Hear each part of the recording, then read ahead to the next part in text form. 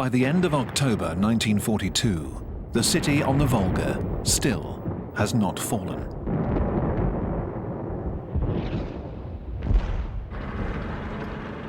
The Führer announces to the German people, "We have taken Stalingrad. A few pockets of resistance remain. We will take them one by one. It is just a question of time." For Hitler, Stalingrad has come to represent his victory over Russia.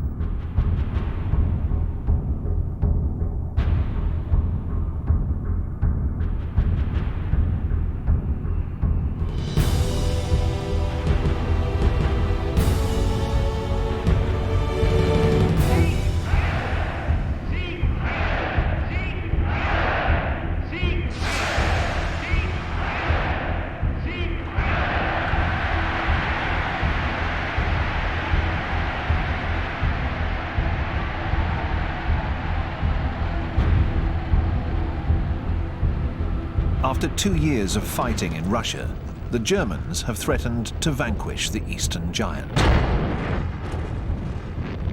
In the north, Leningrad is surrounded by the Germans. It has been a year since the Germans entered this northern city. In the center, Moscow, the target city, remains just within reach for the Germans.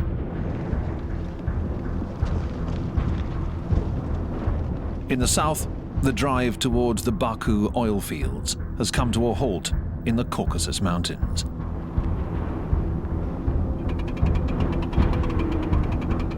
In Stalingrad, the Soviets are holding their ground.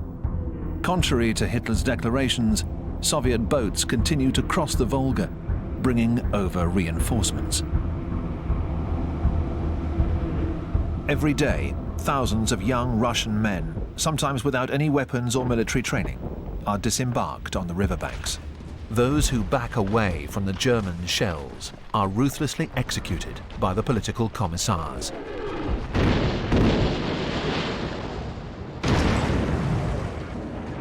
On the 7th of November, the anniversary of the revolution, the beleaguered soldiers holding Stalingrad and the Soviet troops all along the front listen to their commander-in-chief, Stalin, make this astonishing declaration. "Tomorrow there will be celebrations in our streets."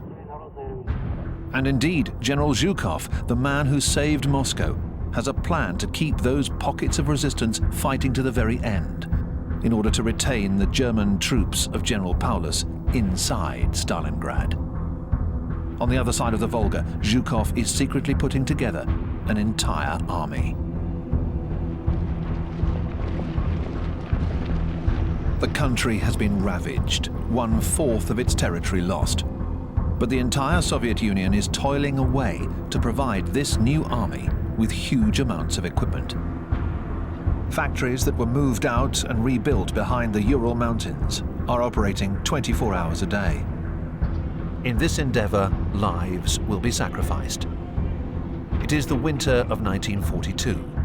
The women working in these unheated, sometimes roofless workshops are cold and hungry. Many will die of exhaustion. But the country's industrial production will increase tenfold.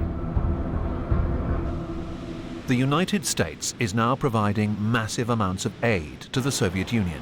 The Allies are able to reduce the threat posed by German submarines in the North Atlantic by forming protected convoys to Soviet ports, such as Murmansk. Anti-communism is put on hold. For the Americans, Joseph Stalin is now Uncle Joe, and for the British, good old Joe. The Russians receive huge shipments of jeeps, tanks, planes and trucks, and cans of corned beef. When they open the tins of meat, the Russian soldiers joke, "We're opening the second front." Along with Stalin, everyone expects the Allies to do more to alleviate their plight. In Egypt, however, the British are being threatened by the Germans. Rommel, whom Hitler has just promoted to Field Marshal after his victories in the desert, and his tank army, the Afrika Korps, are getting dangerously close to the Suez Canal. They have reached El Alamein. The British Empire is in peril.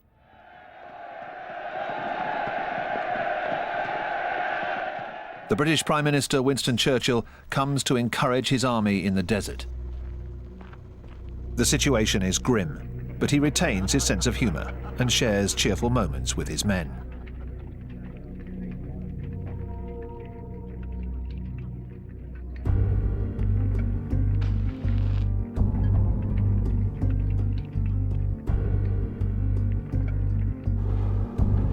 He meets with the newly appointed General Montgomery.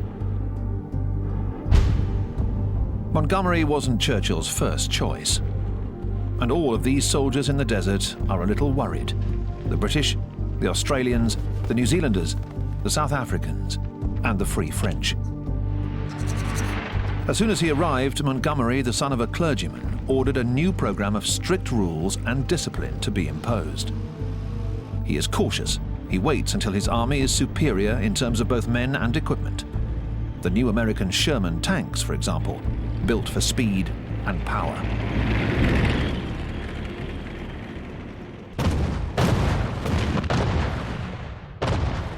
Montgomery launches his offensive with a preliminary artillery barrage, followed by a massive tank assault.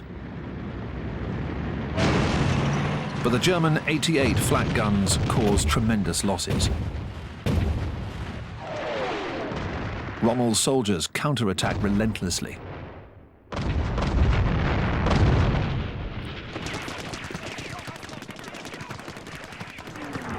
The battle turns into a bayonet charge, just like in the Battle of the Somme in 1916, with heavy casualties on both sides. In this deadly game, it is the side with the most men that wins. In a letter to his wife, Rommel writes, "We're simply being crushed by the enemy's weight." He receives a message from Hitler. There can be no other thought than to stand fast, yield not a yard of ground. Rommel writes back to his wife, "I rack my brains for a way out of this plight for my poor troops. We are facing perhaps the most difficult days that a man can undergo." And he adds, "The dead are lucky. It's all over for them." Rommel retreats. In London, Churchill announces to his fellow citizens what is really the first good news of the war. This is not the end. It is not even the beginning of the end. But it is perhaps the end of the beginning. Churchill's words ring out around the world. The old British lion has stood up to Hitler.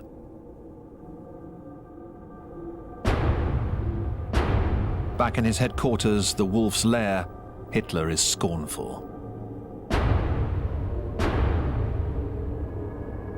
He says, "It is just a setback. The war will go on."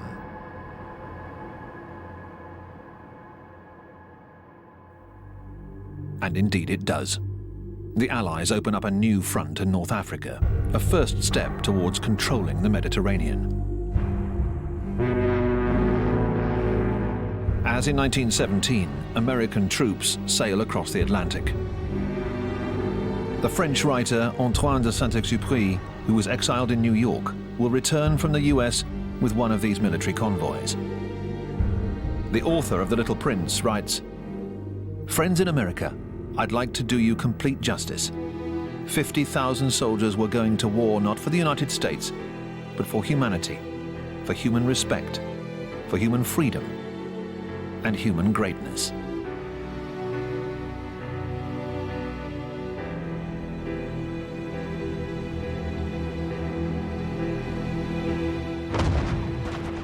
Off the coast of Casablanca and Oran, the British and Americans are greeted with cannon fire from the Vichy French. They counterattack. North Africa is still controlled by the Vichy regime, which collaborates with the Germans. The fighting is violent, and the Vichy forces suffer extensive damage. The Free France leader, General de Gaulle, makes a speech over the radio in London. Chefs, soldats, marins, aviateurs, fonctionnaires, colons français d'Afrique du Nord, levez-vous, aidez nos alliés, joignez-vous à eux sans réserve. After 2 days of fighting against the liberators, the guns are silenced. The Allies secure their landing.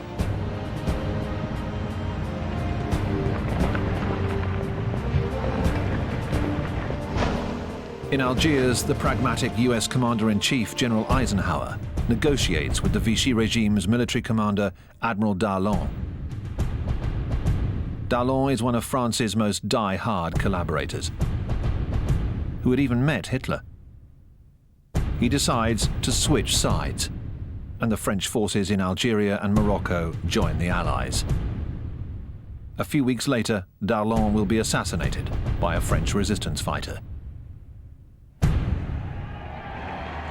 Many of the French in North Africa greet the Americans warmly. The Zouaves in the French Army of Africa are also relieved. They never really wanted to shoot at the Americans. In fact, they will soon be fighting side by side with them, like almost all of the other French colonials. As will the indigenous soldiers, as they are called at the time, who will form the Moroccan and Algerian tirailleur units.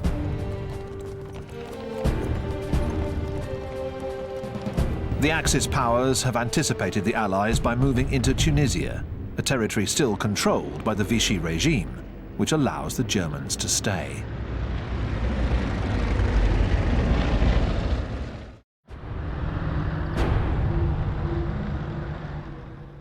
Rommel is retreating towards Tunisia. 2 days later, in order to secure the Mediterranean coast, Hitler invades southern France, the hitherto unoccupied free zone. Hitler's orders are to take the port of Toulon, where most of the Vichy navy is based. With their shaky autonomy now at risk, the Vichy admirals decide to scuttle their fleet. They proceed to sink their own ships in order to keep them from falling into the hands of the Germans or the Allies. That is the tragic result of the politics of the Vichy regime. But it's not good news for Hitler. With the arrival of the Germans, those Jews hiding in the remaining pockets of French tolerance have little chance of survival. Amidst the increasingly sinister atmosphere of roundups and denunciations all over Europe, children are saved by courageous families. Like Karl de Brouwere's family. He is a Belgian banker. He films his 4 children, while he and his wife Denise hide 2 Jewish children. Monique Mogelski, the 12-year-old daughter of an engineer, who is hiding somewhere himself. And 6-year-old Adrian Sepkaru. Adrian's mother was arrested and deported to a work camp in Eastern Europe. She will never return from Auschwitz. By now, many people suspect that when the occupiers use words like work camp, its true meaning is death. Karl and Denise de Brouwere are everyday heroes who will one day be awarded the title of Righteous Among the Nations, along with more than 20,000 other men and women from all over occupied Europe.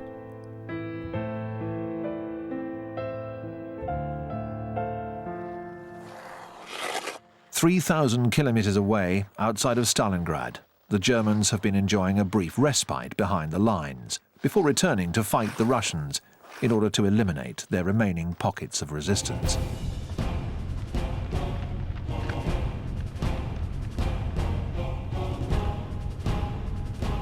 The German army's flanks are defended by units from the Reich's satellite countries, Romanians, Hungarians, and Italians, who are totally unaware of the danger looming just around the corner.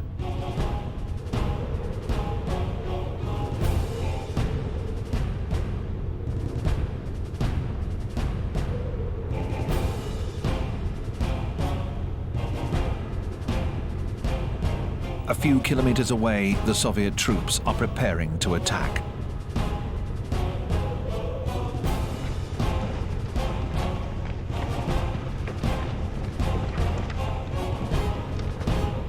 They are ready to fight, and there are over 1 million of them. They are going to storm the enemy's weakest units in order to surround the German army occupying Stalingrad.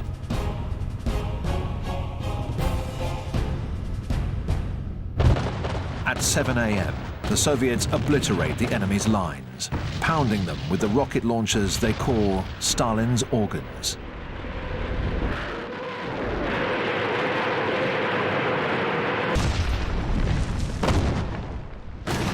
Zhukov's massive army launches the offensive.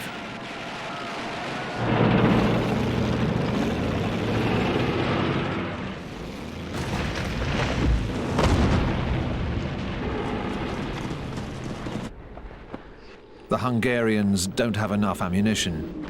The Romanians don't have any anti-tank weapons. They, as well as the Italians, lost a massive number of men.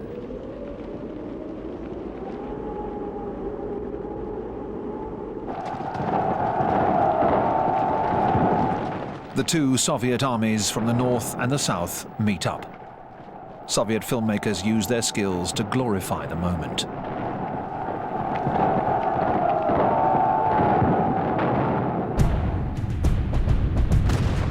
The Germans see the Soviet tanks close the circle around them. General Paulus's 6th Army is trapped inside Stalingrad.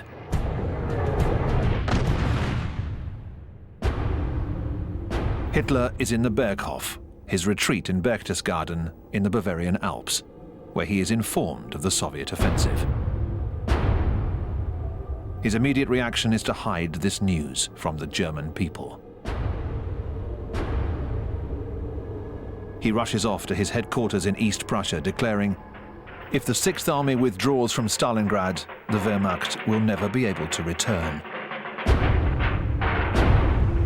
Paulus could still break out of the encirclement, but he would have to obey orders. For when Hitler arrives at the Wolf's Lair, he sends him this message: "Stand firm. An army will come to rescue you." But no army is able to reach them, and the aeroplanes of the Luftwaffe fail to deliver sufficient supplies, in spite of the promises made by the head of the Air Force, Hermann Göring.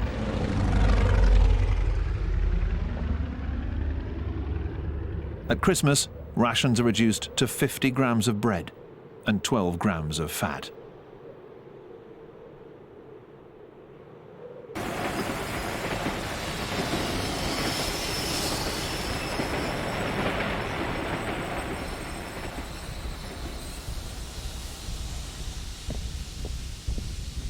Mussolini, who has just lost an army in Stalingrad, is looking for a way to shift German attention back to North Africa.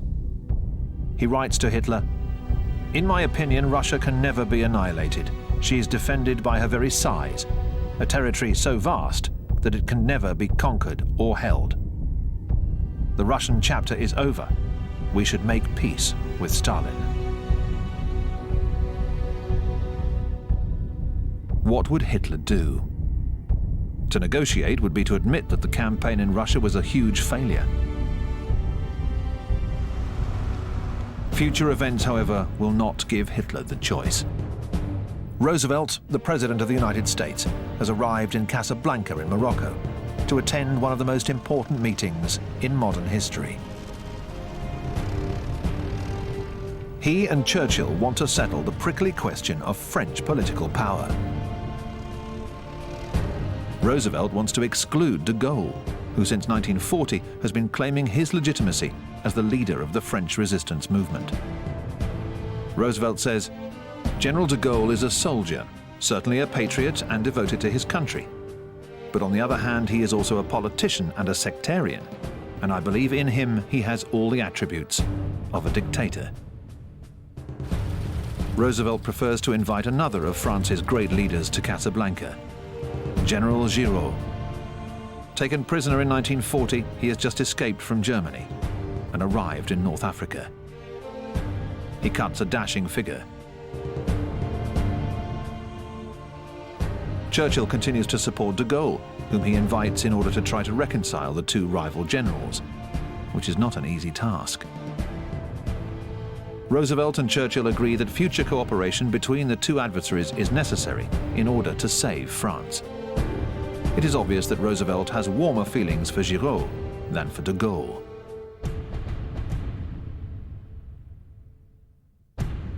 Then at the closing press conference, Roosevelt and Churchill make a declaration of the utmost importance. With great vehemence, they pronounce the words that will henceforth become the Allies' credo: unconditional surrender by Germany, Japan, and Italy.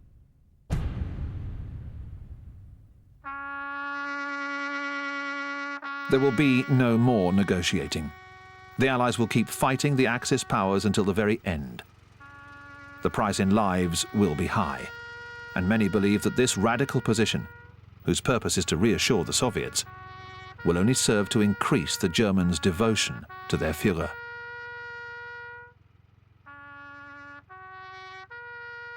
Stalin is satisfied. He feared that Hitler would conclude a separate peace with the Allies in order to pit all of his forces against Russia. He launches his offensive to annihilate the beast still lurking in the ruins of Stalingrad.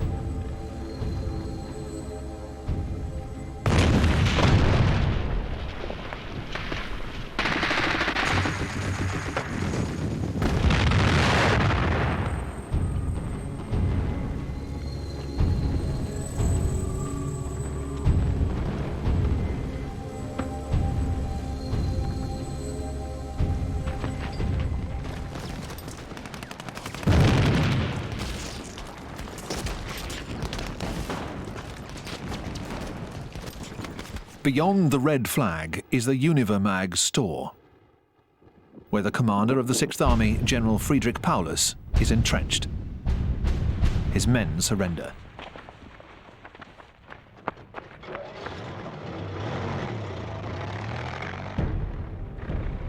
The day before, Hitler had promoted him to Field Marshal, thinking it would compel him to commit suicide in order to save his honor. Paulus, however, on the verge of collapse, weakened by dysentery and revolted by the absurdity of Hitler's orders, allows himself to be captured. Field Marshal Paulus is an extraordinary prize for the Soviets. He is the man that masterminded Operation Barbarossa, the plan to invade the Soviet Union. The Soviet leaders can hardly believe it. Paulus will collaborate with the Soviets and testify at the Nuremberg trials against his former commanders, such as Keitel. When he is released in 1953, he will settle in East Germany. His reaction is mainly a rejection of Hitler's outrageous policies. Many of his men feel the same way. Hitler can go to the devil, the German prisoners dare to mutter in the few words of Russian they know. We want to go home.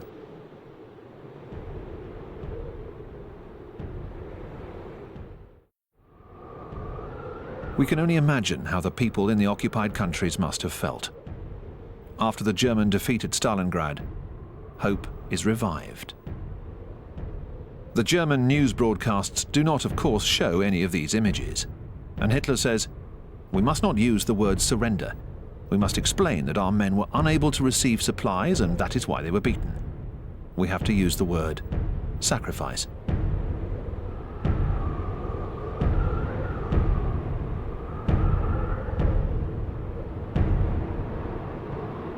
The Nazis want to turn this national disaster into an opportunity for galvanizing the German people. The Minister of Propaganda, Goebbels, assumes the task of mobilizing all the nation's energy and resources towards this end.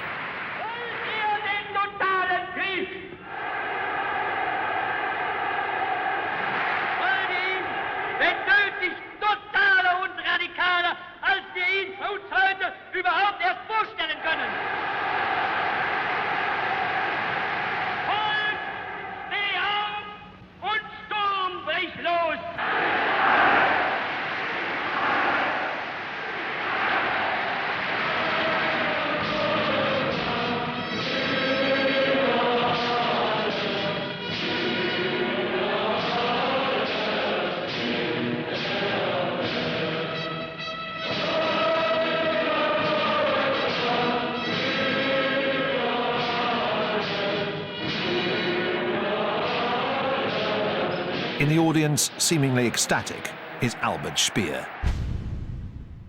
He will furnish Hitler with the means to implement total war. Hitler calls him his only friend. The 38-year-old architect, builder of the Führer's megalomaniac edifices, has been appointed Minister of Armaments.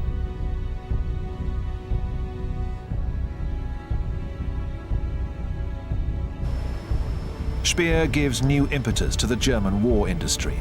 He is a masterful organizer, but above all, he is an adamant Nazi. Under his orders, millions of foreign or Jewish civilians will be rounded up and worked to exhaustion or to death. After Russia and Poland, occupied France is the country that provides the Nazis with the greatest number of workers.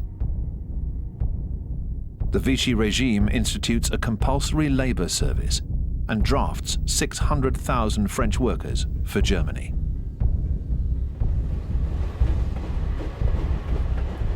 Those who want to evade this service take to the forests and join the resistance movement. The song of these groups is the partisan song. Amis, entends-tu le cri noir des corbeaux sur nos plaines? Amis, entends-tu les cris sourds du pays qu'on enchaîne? Oh, et partisans, ouvriers et paysans, à vos armes. Underground resistance groups have been created in all of the occupied countries. Montez de la mine, descendez des collines, camarades. Sortez de la paille, les fusils, la mitraille, les grenades. Oui, les tueurs à la balle et au couteau, tuez vite. Oui, les saboteurs, attention à ton fardeau, dynamite. C'est nous qui brisons les barreaux des prisons pour nos frères. Si nous battus, nous marchons et nous tuons, nous crèves. Ami, si tu tombes, un ami sort de l'ombre à ta place.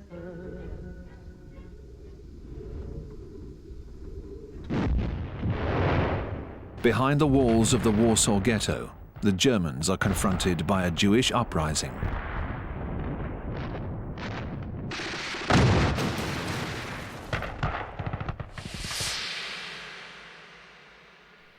Before the war, this area of Warsaw was a lively, open district, filmed in color here by an American tourist.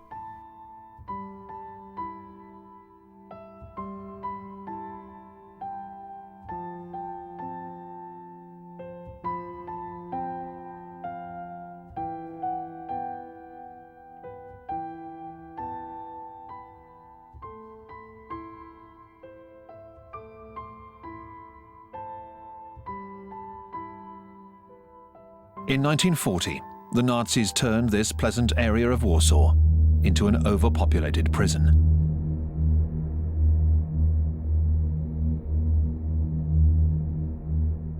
This woman shrieks in grief as she carries her dead child through the streets.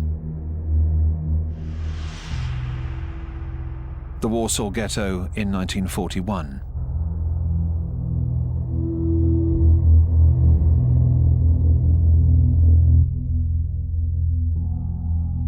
The ghetto in 1942.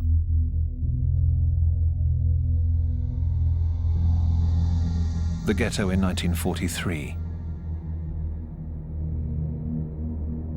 The Nazis deliberately starved the people in order to kill, weaken, and prevent any kind of revolt. But the Jews managed to acquire weapons, and they die fighting. The survivors are deported to the Treblinka extermination camp and executed. The ghetto is razed to the ground.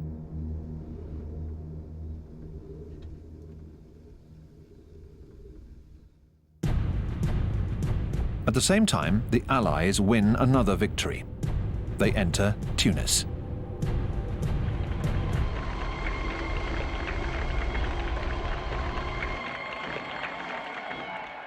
Behind these gates, the Germans had already initiated policies to persecute the Jews in Tunisia during their short occupation. The Jews immediately take the opportunity to remove their yellow stars.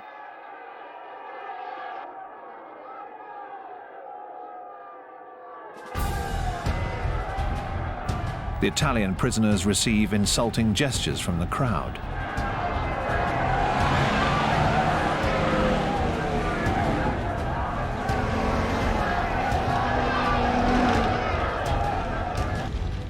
Rommel, who is still in Tunisia, is filmed by a German officer before boarding one of the last planes leaving for Germany.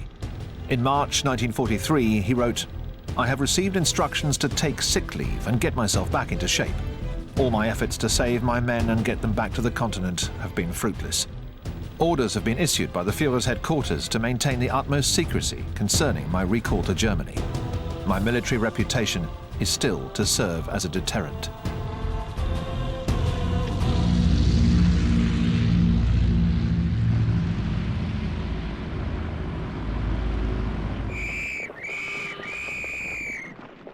The Africa Corps has been captured and is now marching in long lines towards the American fleet's ships to be taken away to the other side of the Atlantic.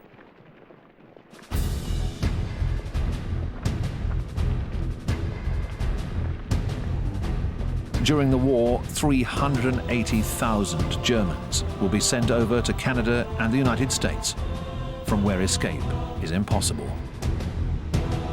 These prisoners are about to embark on a strange odyssey. It begins on these military transport ships. Many feel like they're in a dream. For them, the war is over and they are safe. However, for these German soldiers, the dream will soon turn into a nightmare, because even here, the Nazis remain in control. These men coming off the boat in Canada insist on making the salute, even those with just one arm. Some prisoners are sent to camps in Virginia and Texas. They work on cotton or tobacco plantations.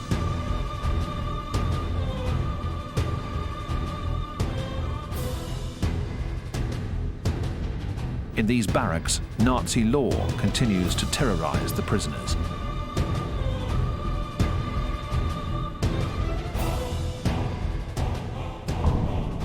Within a short time, Nazi officers have taken control of the prisons, using intimidation, torture, and even murder to maintain fascist ideology among their fellow prisoners. And this message must reach the German soldiers fighting and suffering on all of the German fronts. They have to understand that they have nothing to gain from turning themselves in to the Allies.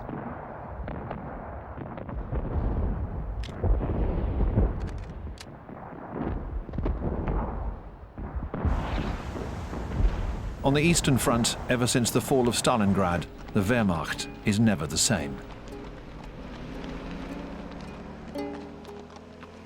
The soldiers exchange rumors about the Führer. Apparently he's lost his head. He's being secretly held in Berchtesgaden. It's his double that we're seeing.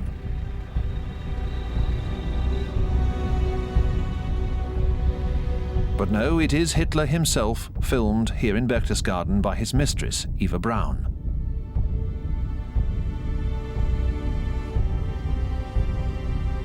Since his army's defeat at Stalingrad and El Alamein, he's changed. His famous moustache has greyed. One of his generals, von Senger, is struck by his appearance. He says his skin was flaccid. The look in his blue eyes, which had mesmerized the crowds, was reddened by insomnia.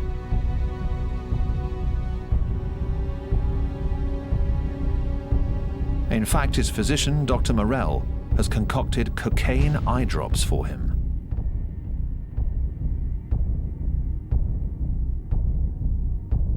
Morell is filmed here on the 20th of April 1943 with the secretaries and close friends who have come to wish the Führer a happy birthday.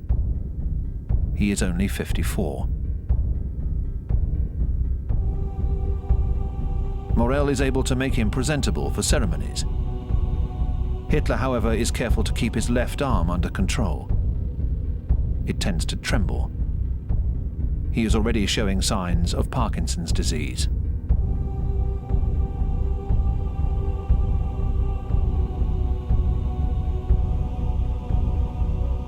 As a result, the head of the SS, Himmler, becomes even more important.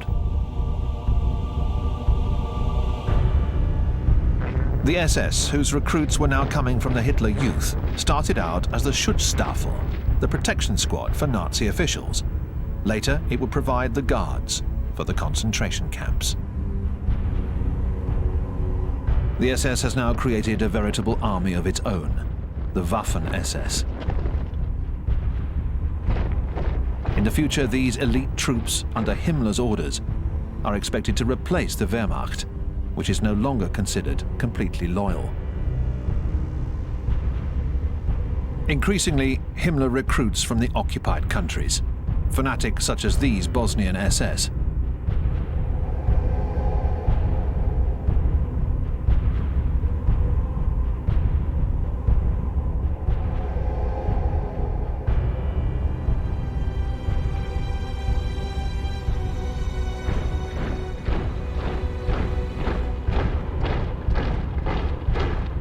In the occupied areas of Russia, the SS also has no problem recruiting 2 divisions of Cossacks, who during the time of the Tsars were already known for their bloody anti-Semitic pogroms. They will form the fearsome 15th SS Cavalry Corps.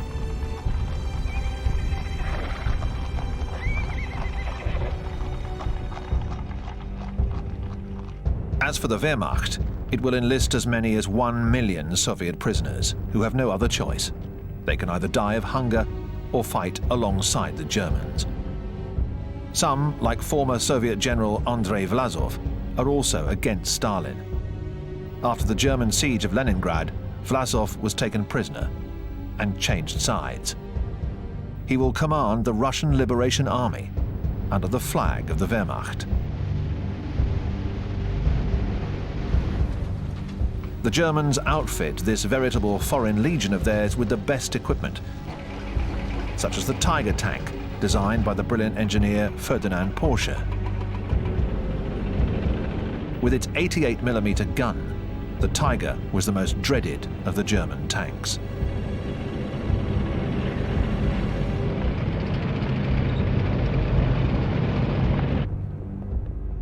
As a result, back in the wolf's lair, Hitler starts to feel hopeful again. He can now renew his obsession with destroying the Red Army. He wants to attack at Kursk. The Russians have pushed forward into the front lines, and Germany will launch a massive summer offensive, Operation Citadel, the biggest tank battle in history. 2,700 German tanks are preparing to combat 3,600 Soviet tanks.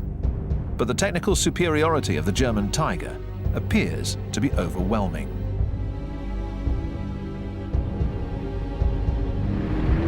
Hitler knows the importance of this battle.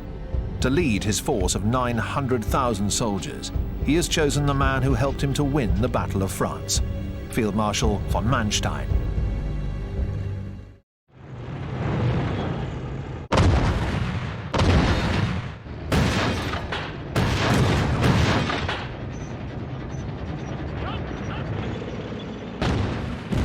The offensive, led by the Tiger tanks, breaks through the Soviet lines, but encounters a brutal anti-armor defense set up by the Soviets and dense concentrations of tanks.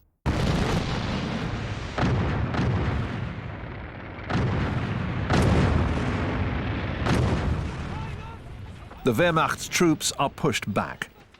Even the formidable Tiger tanks are falling victim to the Soviets.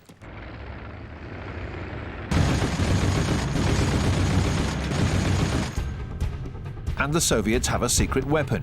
The British have succeeded in capturing and decoding the German encryption machine called Enigma, and they are now able to read all of the most secret German orders.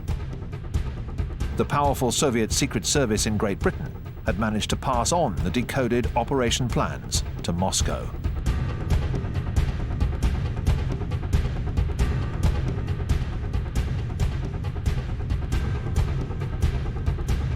This war is also an espionage war.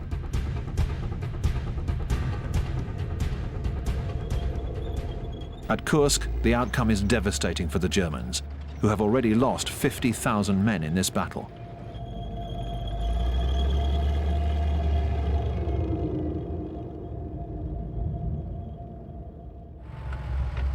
Von Manstein wants reinforcements in order to continue his offensive. He is waiting for Hitler.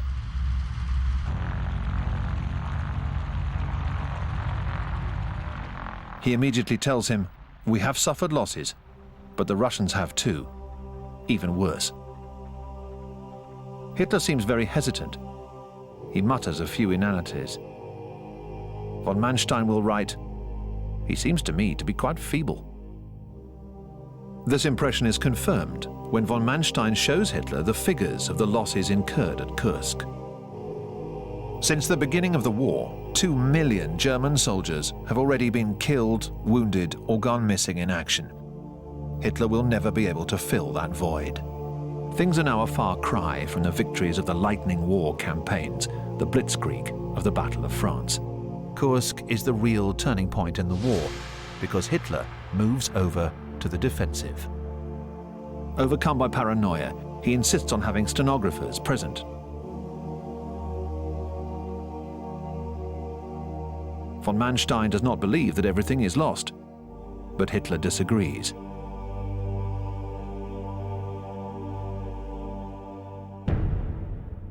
Von Manstein implores him to continue the offensive. Hitler refuses. The Battle of Kursk is over. For Hitler, the priority now is to send reinforcements over to Sicily, where the Allies have just landed. The noose is tightening. Things are moving fast.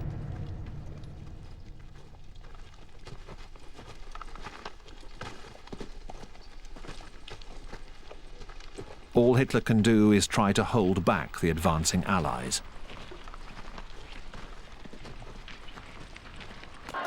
But he is unable to prevent the fall of Mussolini, which leads Italy to surrender and to change sides.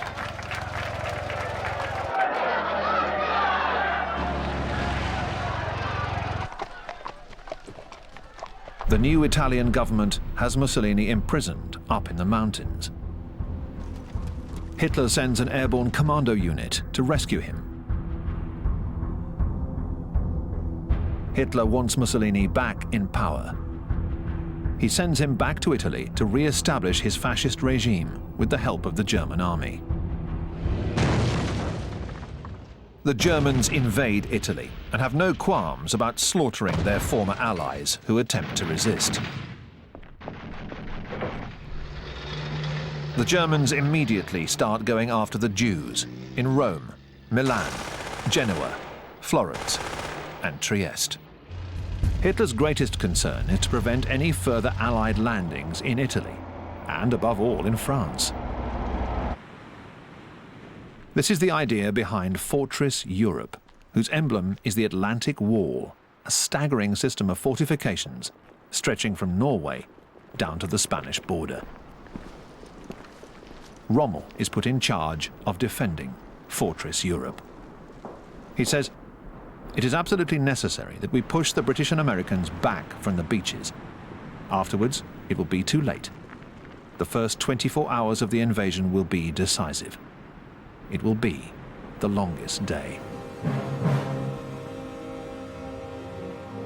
For Rommel and the Nazis, this is the beginning of the twilight of the gods, the final months of Nazi Germany. And yet these German newsreel images of Rommel, who has been invited to tea by Magda Goebbels, the wife of the propaganda minister, are revealing of the mood of the Nazis at this point in the war. Nazi ideology puts faith in victory and vanquishes doubt. Magda Goebbels worships Hitler like a god, even though he is driving Germany into a frenzy of bloodshed and death. Magda Goebbels has given all of her 6 children first names that begin with the letter H, just like Hitler.